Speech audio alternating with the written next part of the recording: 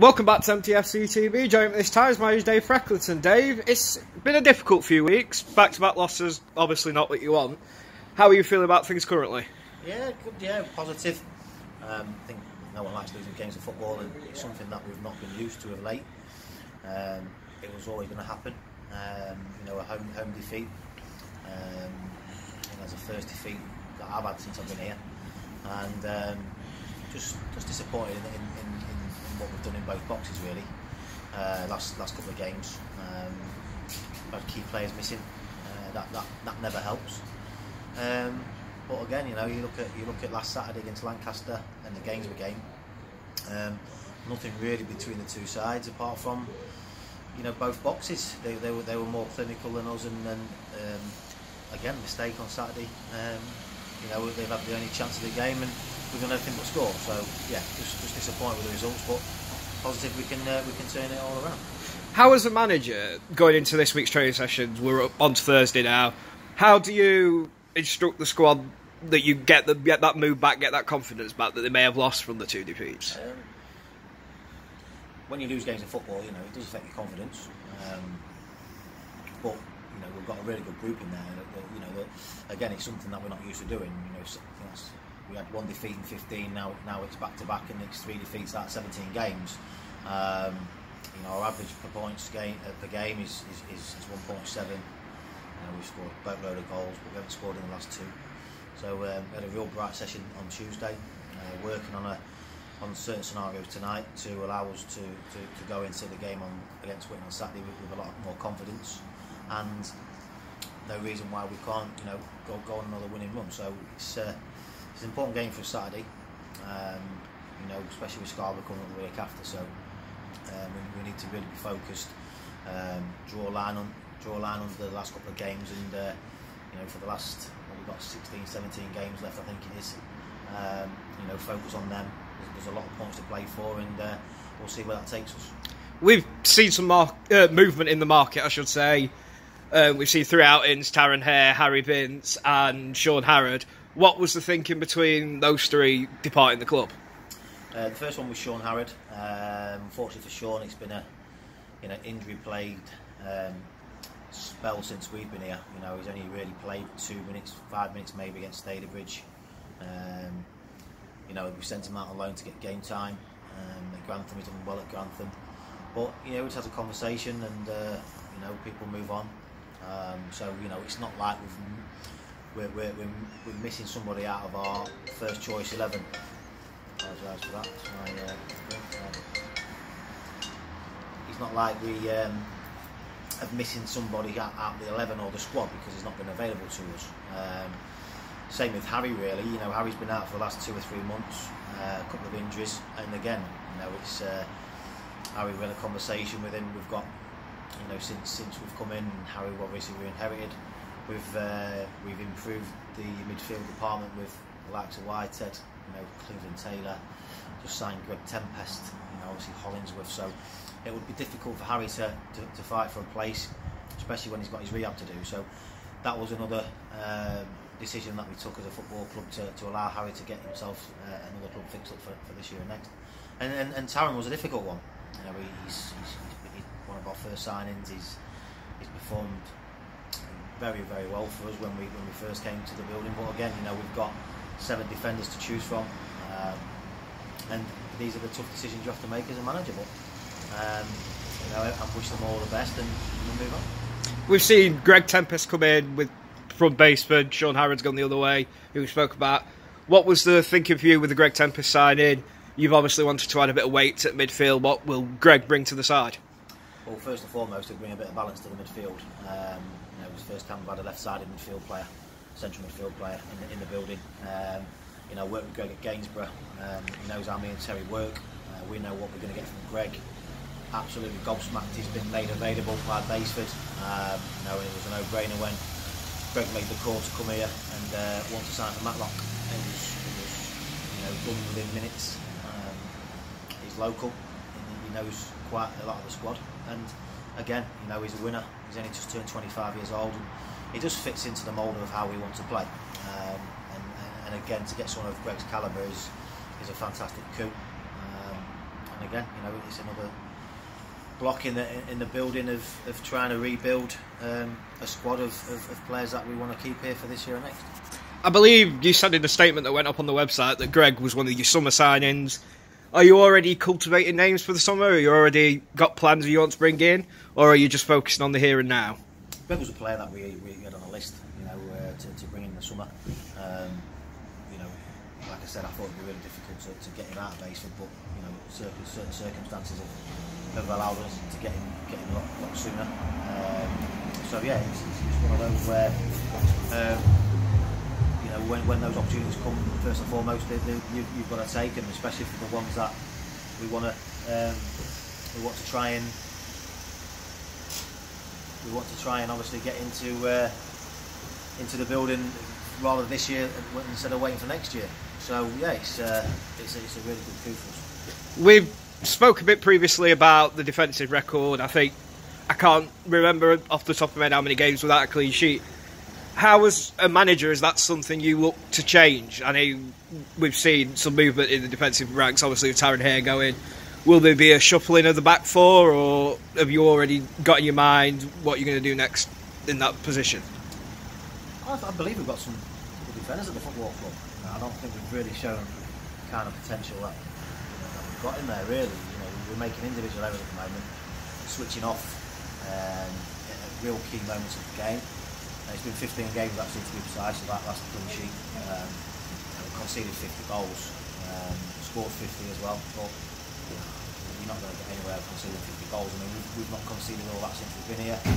I think we're at 1.5 goals a game average from 3, so we've improved it since we've been here. But if we've got any ambitions of getting in the playoffs or being in the top 8, then it's really important we start to keep clean sheets and work hard on the training ground to improve that.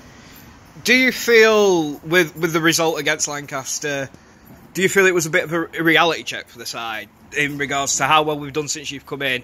I think it's fair to say nobody would have seen us up to where we are in the table currently when you, Terry and Chris first came in. Do you think that reset expectations a bit now? Going back to your initial question about Lancaster, and you've got no given right to run on any game against any team. They're always the hardest games to play against teams fighting for their lives. We've played Workington down here. We managed to win 2-1. We played Stafford down here, won 3-2. Gone to Lancaster doesn't mean we've got every right to win the football match. We've made a defensive error, got punished for being on their heels, and they've strapped and fight for their life. So if we don't turn up and defend properly or be creative in the final third, doesn't matter if we're playing anyone at the bottom or the top, we ain't going to win a football match. So it doesn't concern me. What concerns me is us, how we approach games, how we set out to try and win a football match. Work ethic's never been a problem for us here. That's a given at this football club. You turn up, you work hard. So I can't ever question the work ethic. We've got to remember as well, we was in Lancaster position when we first came in, and look where people were underestimating us. And then we went on a big run as well. So teams have started to work us out a little bit, if I'm being honest, James. Teams are starting to sit a little bit deeper. They're starting a little bit deeper. They've had a screen in front of Westy and Marshy. So yeah, they've been clever. Set pieces are starting to work us out. We've seen it on MTFC.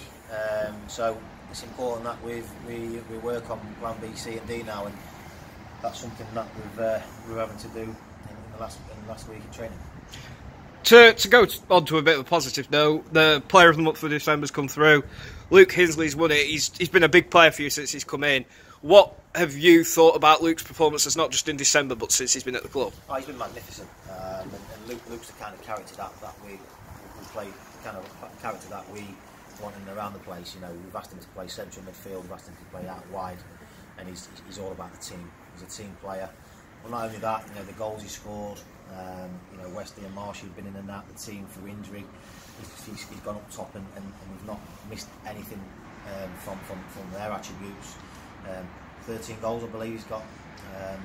But again, we've like I say, wherever you play Luke, he's going to give everything to the cause, and he's just been a fantastic addition to the group. And again, when you sign players, you want them to come and make a big impact. He's certainly done that, and really pleased that he's got the Player of the Month award.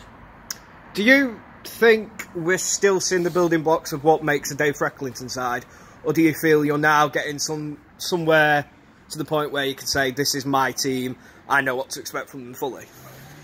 I think you'll see a Dave Frecklington team probably September, October next year, and that's not saying that, you know, this season's over. I'm not saying that. And what I'm saying is, when we've had a pre-season and we have a start to the season that we like, I think that's when you start seeing the best of us. You know, pre-season's very hard for the players that have been with us in the past. They know how tough it is.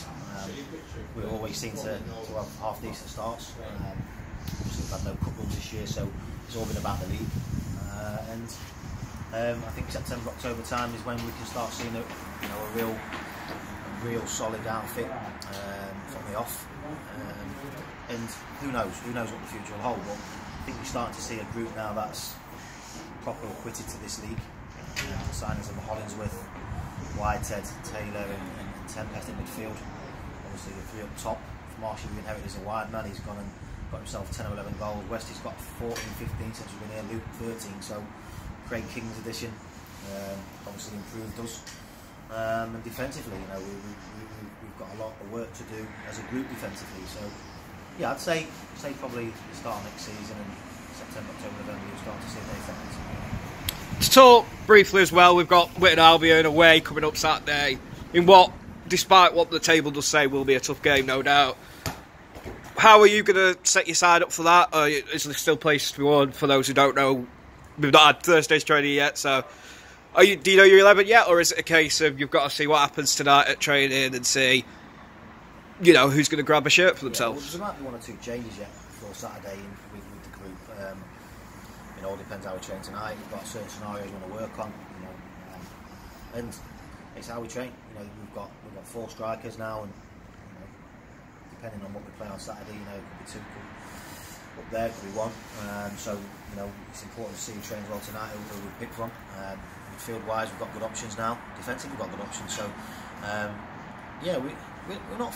Listen, we've had 2 defeats back to back, and it's not like we're not scoring any game, and we've not scored in 2 games. So everyone's disappointed, but what we have got is a hungry group who wants to do well, and you know, we'll set up tonight, have a real bright session, get the lads really hungry and ready to go on Saturday. And you know, I've got every confidence that, you know, sooner or later we'll go on another run and make an exciting end to the season. To finish things off, as we've run a lot longer than I thought before I looked at the timer, Harry Wood joined Carlton on loan, Billy White had joined Stamford. Obviously, Billy wasn't in the Stamford squad due to illness, I believe. Harry was in the Carlton squad and managed to bag himself an assist. Do you get feedback from the respective managers at those clubs how those two are doing? And what was the feedback from their performances on Saturday? Yeah, obviously I've spoken to both managers. Really pleased that Carlton with Woody's performance. You know, exactly what was needed for both parties. Woody's got him, given him some energy and some creativity. You know, spoke to Wayne at Carlton and he was really pleased, obviously, to win the game 2-0 and get an assist was even better for him. Billy's a really good player, and yeah, just disappointed Billy's been a little bit ill and not been able to train at Stamford, so there's a reason why I want him in the squad, but I fully expect him to be involved in play. Minutes there, he'll be a massive asset to Stamford, that is for sure, and they'll only do their progress, the world be good, seeing a different environment and obviously coming back better players. Right, thank you very much, Dave Frecklington.